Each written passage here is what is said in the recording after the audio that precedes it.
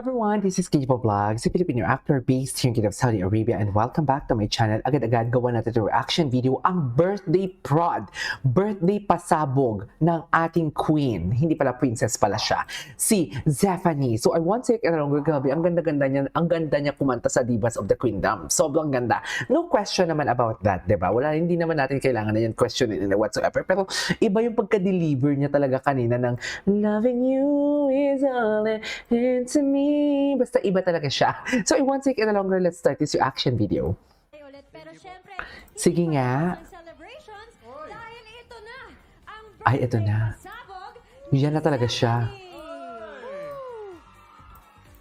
She was born to be an actress. May napanood akong commercial sa TV na naghahanap sila ng mga kids na 9 to 12 years old na Ito yung pagkanta. May kasama ako na part. So pumunta ako dito sa GMA and then nag-audition ako. Hindi ko GMA? alam, teleserye pala yung pinag-auditionan ko. And Ay, yung oo nga title ng show pala. na yun was Biritera.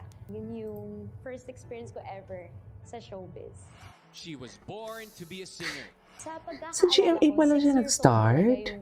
Akala ko talaga ABS. Naging challenging siya kasi syempre bata ako nag-start. Mahiyain talaga ako noon to joining competitions. Talagang it boosted my confidence. She was born to be a viral star. Isa sa mga classic songs, Viral Till star. I Met You. Meron din yung Oo. Paubaya by Ate Moira. Again, yun nga yung parang way ko din to honor the singers in a way na syempre part sila ng journey ko na influence ko sila sa music. So singing their songs and sharing my own rendition, it's a way of also appreciating them and their craft.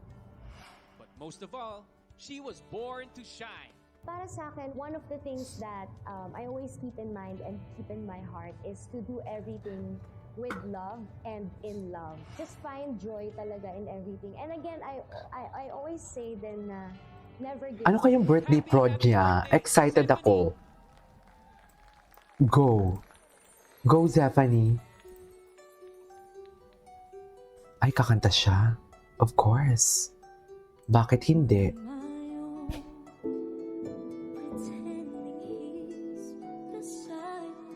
Ay, hello.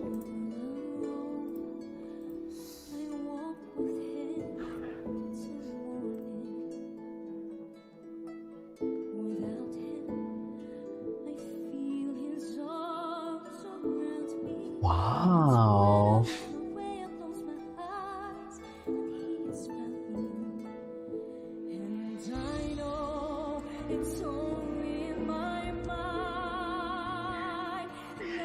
One thing that I really love about her talaga is just like pag kumanta siya, parang normal tone lang din naman talaga yung naririnig natin, di ba? Parang alam mo yung kahit hindi birit ang kakantahin niya,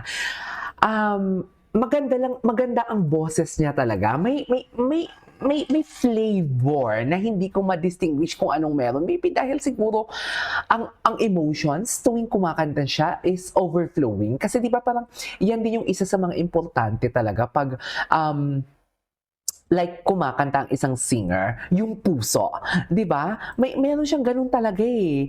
Yung tipong maraming magagaling kumanta, marami talaga sa totoo lang.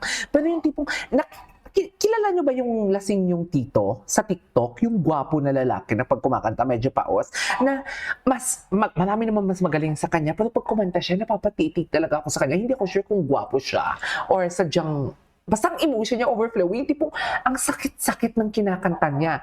Feeling ko na basta lasing na tito na kumakanta, ganon. Wait lang. Ulitin natin. Storyteller talaga siya eh. Iba talaga siya tell us a story eh.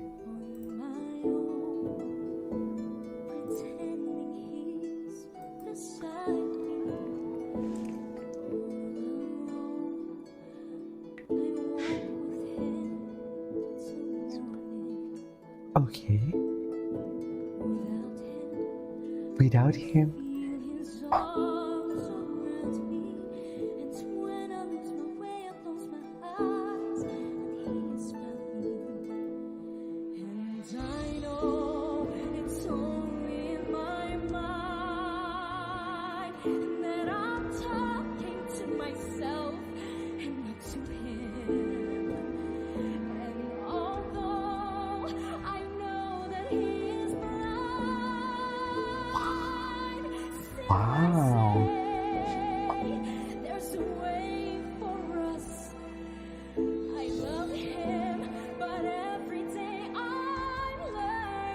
Ay, ang ganda. All my life, I've only been pretending.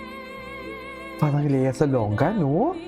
His world will go on turning. Iba yung texture ng boses niya. Happiness that I have never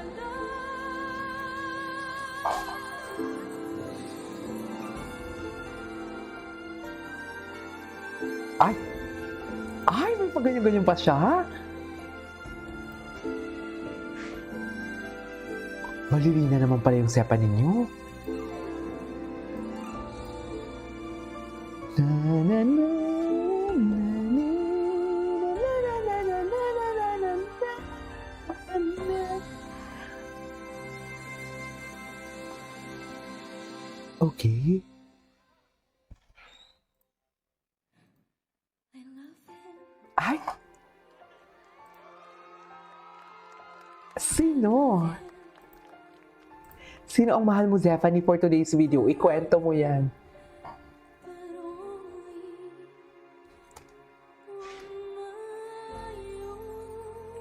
I love it!